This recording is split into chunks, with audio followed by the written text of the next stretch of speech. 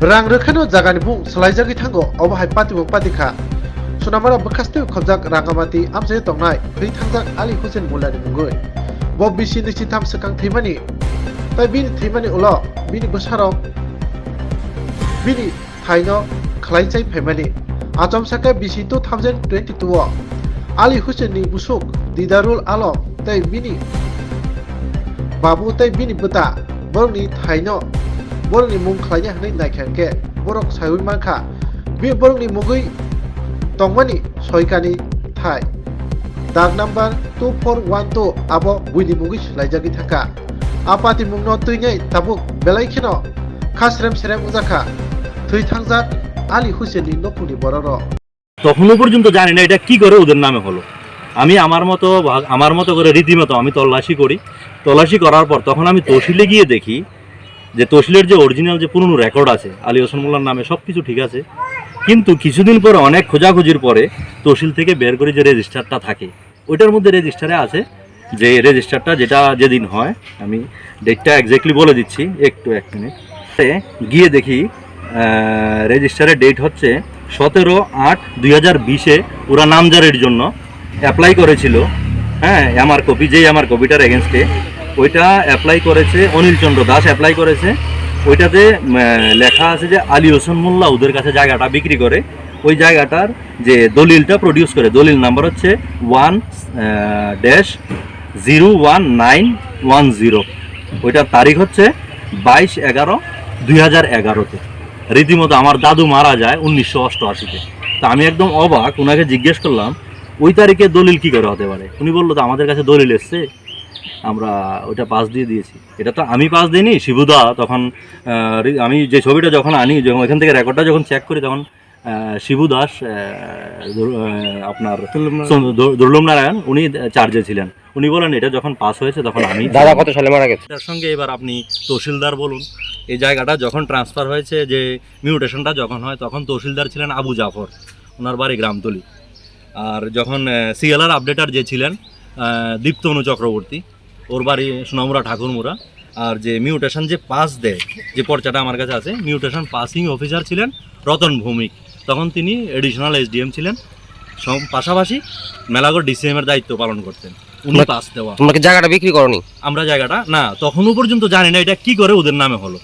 আমি আমার মতো করে রীতিমতো আমি তল্লাশি করার পর তখন আমি তহসিলে গিয়ে দেখি যে তহসিলের যে অরিজিনাল যে পুরনো রেকর্ড আছে আলী হোসেন মোল্লার নামে সব কিছু ঠিক আছে, কিন্তু কিছুদিন পরে অনেক খোঁজাখুঁজির পরে তহসিল থেকে বের করে যে রেজিস্টারটা থাকে ওইটার মধ্যে রেজিস্টারে আছে যে রেজিস্টারটা যেটা যেদিন হয়, আমি ডেটটা এক্স্যাক্টলি বলে দিচ্ছি একটু এক মিনিট। গিয়ে দেখি রেজিস্টারের ডেট হচ্ছে 17/8/2020 ওরা নামজারির জন্য অ্যাপ্লাই করেছিল। হ্যাঁ, আমার কপি যেই আমার কপিটার এগেনস্টে ওইটা অ্যাপ্লাই করেছে অনিল চন্দ্র দাস অ্যাপ্লাই করেছে।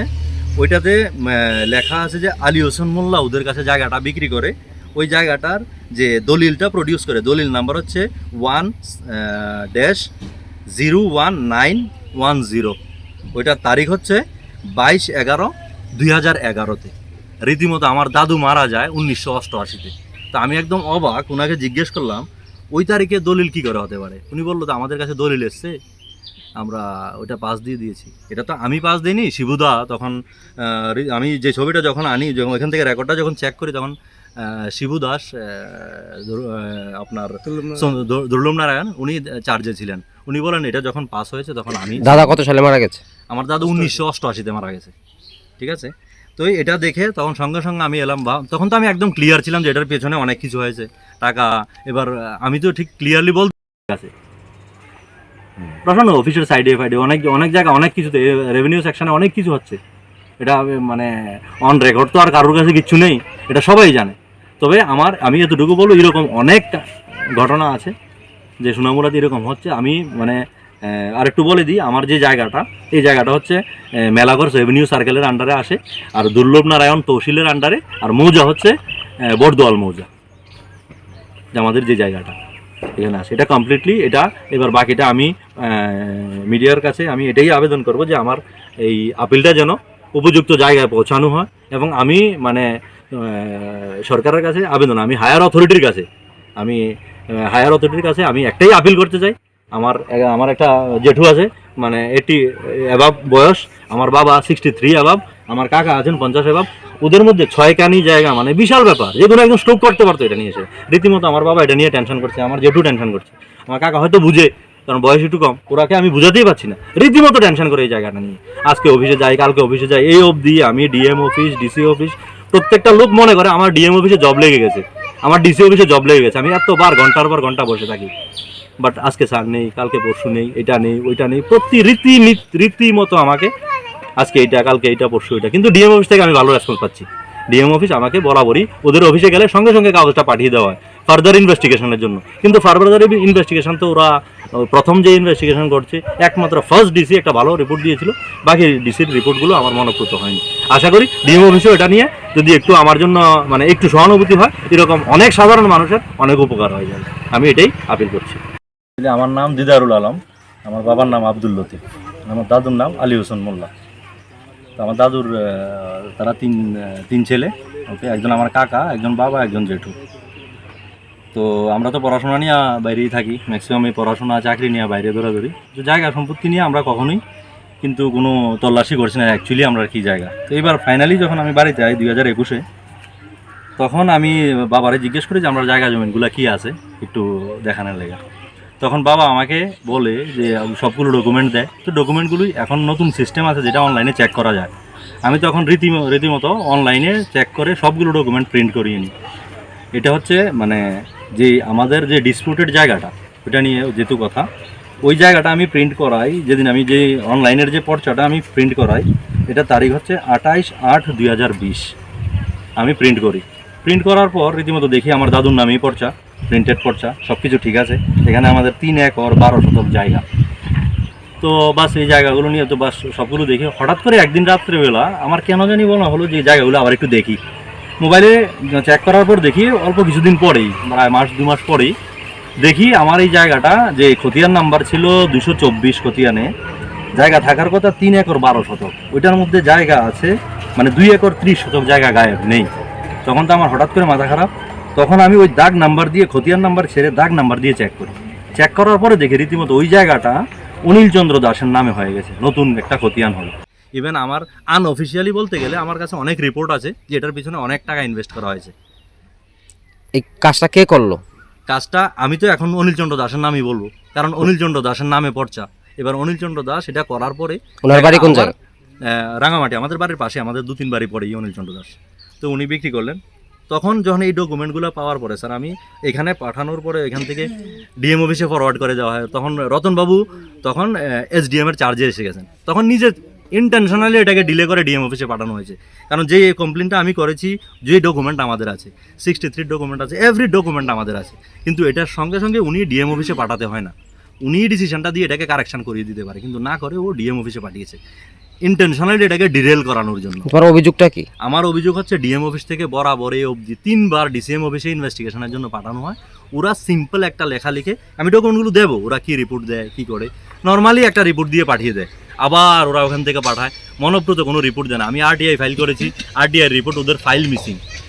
রীতিমতো ওদের অফিসে আমার কেসের এগেনস্টে কোনো ডকুমেন্টই নেই, না সফট কপি আছে সিস্টেমে, না হার্ড কপি আছে, কোনো ডকুমেন্ট নেই, না দলিল আছে, না কোন, মানে এই কেসটা পাস দেওয়ার বিহাফে যে ডকুমেন্টের প্রয়োজন হয় এই ডকুমেন্টটাই অফিসে নিয়ে, কিন্তু কি করে হলো সেটাই বুঝতে পারে না। ডিএম আমার প্রথম ডিসি যে রিপোর্টটা দিল আমার খুব ভালো লাগলো, সুন্দর একটা রিপোর্ট, সাইড ভিএস ইনভেস্টিগেশন করে রিপোর্টটা দিল। তারপর 2জন ডিসিএম গেল এখান থেকে, 2জন ডিসিএমের কাছে রিপোর্টটা এসে 2জন ডিসিএম উইদাউট এনিথিং, কোনো রিপোর্টই সাবমিট করেনি ওরা, জাস্ট একটা রিপোর্ট দিয়ে পাঠিয়ে দিয়েছে নর্মালি।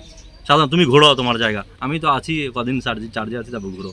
কিছুদিন আগে হেয়ারিং করালো, ওই ডকুমেন্টটাই আমার অপোনেন্ট পার্টি সাবমিট করতে পারেনি, তারপরেও ও একটা রিপোর্ট দিয়ে দিল সিম্পলি ফাইল মিসিং। মানে এটা কি মনে হচ্ছে, মানে প্রশাসনিক একটা, আমি 100% শিওর এটার মধ্যে ইনভলভমেন্ট প্রশাসনিক আছে। প্রশাসন অফিসের সাইডে ফাইডে অনেক জায়গায় অনেক কিছুতে, রেভিনিউ সেকশনে অনেক কিছু হচ্ছে। এটা মানে অন রেকর্ড তো আর কারোর কাছে কিচ্ছু নেই, এটা সবাই জানে। তবে আমি এতটুকু বলবো, এরকম অনেক ঘটনা আছে যে সুনামুরাতে এরকম হচ্ছে। আমি মানে আরেকটু বলে দিই, আমার যে জায়গাটা, এই জায়গাটা হচ্ছে মেলাঘর রেভিনিউ সার্কেলের আন্ডারে আসে, আর দুর্লভ নারায়ণ তহসিলের আন্ডারে, আর মৌজা হচ্ছে বর্দোয়াল মৌজা। মিডিয়ার কাছে আমি এটাই আবেদন করব যে আমার এই আপিলটা যেন উপযুক্ত জায়গায় পৌঁছানো হয় এবং আমি মানে সরকারের কাছে আবেদন, আমি হায়ার অথরিটির কাছে আমি একটাই আপিল করতে চাই। আমার একটা জেঠু আছে মানে 80 অ্যাবাভ বয়স, আমার বাবা 63 অ্যাবাভ, আমার কাকা আছেন 50 অ্যাবাভ, ওদের মধ্যে 6 কানি জায়গা মানে বিশাল ব্যাপার, যে কোনো একজন স্ট্রোক করতে পারতো এটা নিয়ে এসে। রীতিমতো আমার বাবা এটা নিয়ে টেনশন করছে, আমার জেঠু টেনশন করছে, আমার কাকা হয়তো বুঝে কারণ বয়স একটু কম, ওরাকে আমি বুঝাতেই পারছি না, রীতিমতো টেনশন করে এই জায়গাটা নিয়ে। আজকে অফিসে যাই, কালকে অফিসে যাই, এই অবধি আমি ডিএম অফিস, ডিসি অফিস, প্রত্যেকটা লোক মনে করে আমার ডিএম অফিসে জব লেগে গেছে, আমার ডিসি অফিসে জব লেগে গেছে। আমি এতবার ঘন্টার পর ঘন্টা বসে থাকি, বাট আজকে স্যার নেই, কালকে পরশু নেই, এটা নেই ওইটা নেই, প্রতি রীতিমতো আমাকে আজকে এইটা, কালকে এইটা, পরশু এটা। কিন্তু ডিএম অফিস থেকে আমি ভালো রেসপন্স পাচ্ছি।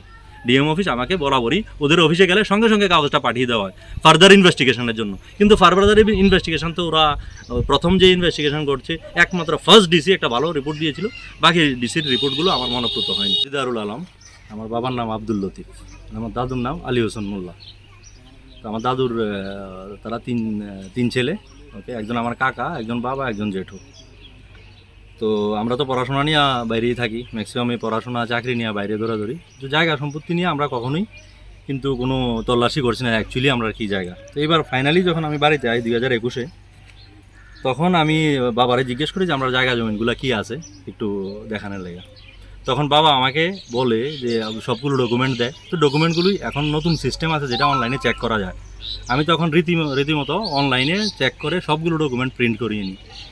এটা হচ্ছে মানে যে আমাদের যে ডিসপুটেড জায়গাটা, ওটা নিয়ে যেহেতু কথা, ওই জায়গাটা আমি প্রিন্ট করাই যেদিন আমি যে অনলাইনের যে পর্চাটা আমি প্রিন্ট করাই, এটা তারিখ হচ্ছে 28/8/2020 আমি প্রিন্ট করি।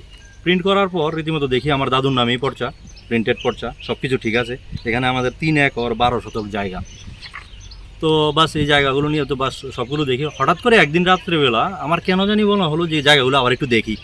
মোবাইলে চেক করার পর দেখি অল্প কিছুদিন পরেই, প্রায় মাস 2 মাস পরেই দেখি আমার এই জায়গাটা যে খতিয়ান নাম্বার ছিল 224 খতিয়ানে, জায়গা থাকার কথা 3 একর 12 শতক, ওইটার মধ্যে জায়গা আছে মানে 2 একর 30 শতক জায়গা গায়েব নেই।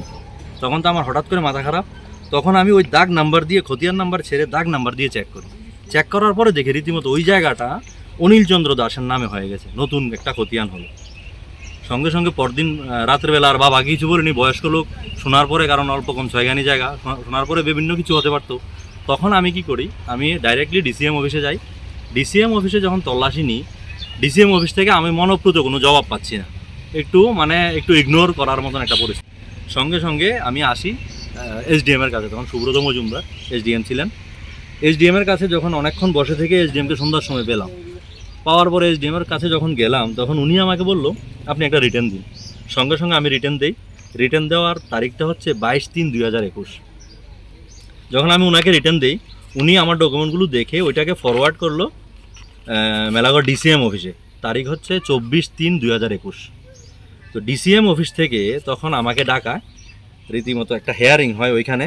হেয়ারিংয়ের ডেট হচ্ছে 11/5/2021 তারিখে হেয়ারিং হয়, বোথ পার্টিকে ডাকানো হয়। তো আমরা আমাদের ডকুমেন্ট নিয়ে যাই ওইখানে, আর যে আমাদের যে অপোনেন্ট পার্টি অনিল চন্দ্র দাস, ওর ডকুমেন্ট নিয়ে যায়। কিন্তু আমার সামনেই দেখলাম ডিসিএম স্যারে ও যে ডকুমেন্ট সাবমিট করেছে ওর সামনে ছুঁড়ে ফেলেছে। এবার এগুলো ডকুমেন্ট জানেন আপনাকে আমি এখন জেলে দিতে পারি, এই বলে ওনাকে বের করে দেয়। তখন ডিসিএম একটা রিপোর্ট দেয় আমাকে, যে রিপোর্টটা আমাকে না মানে এসডিএম অফিসে, ওই ডিসিএম কিন্তু তখন সাইট ভেরিফিকেশান করে, হেয়ারিং করার পরে একটা ডিসিশন নেয়, একটা রিপোর্ট দেয়। যে রিপোর্টটার মধ্যে ক্লিয়ার মেনশন করা আছে যে ওইটা একটা ক্লারিক্যাল মিস্টেক হয়েছিল, যেখানে দাগ নাম্বারটা অ্যাকচুয়ালি আমি ডিটেল বলতে গেলে অনেক টাইম, তাই বলছি। একটা ছোট্ট 2500 মানে 1401/2572 হচ্ছে অরিজিনালি জায়গাটা। ওই লোকটা যে ডকুমেন্টটা প্রডিউস করে ওইখানে হচ্ছে 2575, ওইটাকে ইগনোরেন্স করে। এবার আমি যতটুকু অতদিন ইনভেস্টিগেশন ঘোরাফেরার পরে আমি যতটুকু বুঝি, এটা কমপ্লিটলি ইন্টেনশনালি হয়। রাত্রেবেলা আর বাবা কিছু বলিনি, বয়স্ক লোক শোনার পরে, কারণ অল্প কম 6 গানি জায়গা, শোনার পরে বিভিন্ন কিছু হতে পারতো। তখন আমি কি করি, আমি ডাইরেক্টলি ডিসিএম অফিসে যাই। ডিসিএম অফিসে যখন তল্লাশি নিই, ডিসিএম অফিস থেকে আমি মনপ্রত কোনো জবাব পাচ্ছি না, একটু ইগনোর করার মতন একটা পরিস্থিতি। তখন আমি ওইখান থেকে পরদিনই সঙ্গে সঙ্গে আমি আসি এসডিএমের কাছে, তখন সুব্রত মজুমদার এসডিএম ছিলেন। এসডিএমের কাছে যখন অনেকক্ষণ বসে থেকে এসডিএমকে সন্ধ্যার সময় পেলাম, পাওয়ার পরে এসডিএম এর কাছে যখন গেলাম তখন উনি আমাকে বললো আপনি একটা রিটার্ন দিন। সঙ্গে সঙ্গে আমি রিটার্ন দিই। রিটার্ন দেওয়ার তারিখটা হচ্ছে 22/3/2021। যখন আমি ওনাকে রিটার্ন দিই, উনি আমার ডকুমেন্টগুলো দেখে ওইটাকে ফরওয়ার্ড করলো মেলাগড় ডিসিএম অফিসে। তারিখ হচ্ছে 24/3/2021। তো ডিসিএম অফিস থেকে তখন আমাকে ডাকায়, রীতিমতো একটা হেয়ারিং হয় ওইখানে। হেয়ারিংয়ের ডেট হচ্ছে 11/5/2021 তারিখে হেয়ারিং হয়, বোথ পার্টিকে ডাকানো হয়। তো আমরা আমাদের ডকুমেন্ট নিয়ে যাই ওইখানে, আর যে আমাদের যে অপোনেন্ট পার্টি অনিল চন্দ্র দাস ওর ডকুমেন্ট নিয়ে যায়। কিন্তু আমার সামনেই দেখলাম ডিসিএম স্যারে ও যে ডকুমেন্ট সাবমিট করেছে ওর সামনে ছুঁড়ে ফেলেছে এইভাবে।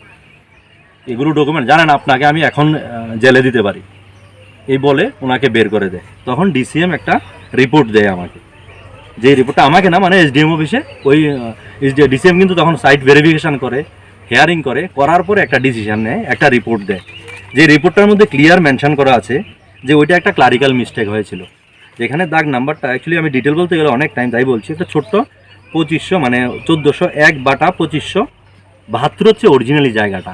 ওই লোকটা যে ডকুমেন্টটা প্রডিউস করে ওইখানে হচ্ছে 2575, ওইটাকে ইগনোরেন্স করে। এবার আমি যতটুকু এতদিন ইনভেস্টিগেশন ঘোরাফেরার পরে আমি যতটুকু বুঝি এটা কমপ্লিটলি ইন্টেনশনালি হয়েছে, এটার পিছনে অনেক টাকা পয়সা খরচা হয়েছে। ওইটার সঙ্গে এবার আপনি তহসিলদার বলুন, এই জায়গাটা যখন ট্রান্সফার হয়েছে, যে মিউটেশনটা যখন হয়, তখন তহসিলদার ছিলেন আবু জাফর, ওনার বাড়ি গ্রামতলি। আর যখন সিএলআর আপডেটার যে ছিলেন দীপ্তনু চক্রবর্তী, ওর বাড়ি সোনামুড়া ঠাকুরমুড়া। আর যে মিউটেশন যে পাস দেয়, যে পর্চাটা আমার কাছে আছে, মিউটেশন পাসিং অফিসার ছিলেন রতন ভৌমিক, তখন তিনি এডিশনাল এসডিএম ছিলেন। পাশাপাশি মেলাগড় ডিসিএমের দায়িত্ব পালন করতেন। 3বার ডিসিএম অফিসে ইনভেস্টিগেশনের জন্য পাঠানো হয়। ওরা সিম্পল একটা লেখা লিখে, আমি ডকুমেন্টগুলো দেবো, ওরা কি রিপোর্ট দেয় কী করে, নর্মালি একটা রিপোর্ট দিয়ে পাঠিয়ে দেয়। আবার ওরা ওখান থেকে পাঠায়, মনপ্রত কোনো রিপোর্ট দেয় না। আমি আরটিআই ফাইল করেছি, আরটিআই রিপোর্ট, ওদের ফাইল মিসিং। রীতিমতো ওদের অফিসে আমার কেসের এগেনস্টে কোনো ডকুমেন্টই নেই, না সফট কপি আছে সিস্টেমে, না হার্ড কপি আছে, কোনো ডকুমেন্ট নেই, না দলিল আছে, না কোনো, মানে এই কেসটা পাস দেওয়ার বিহাপে যে ডকুমেন্টের প্রয়োজন হয় এই ডকুমেন্টটাই অফিসে নেই।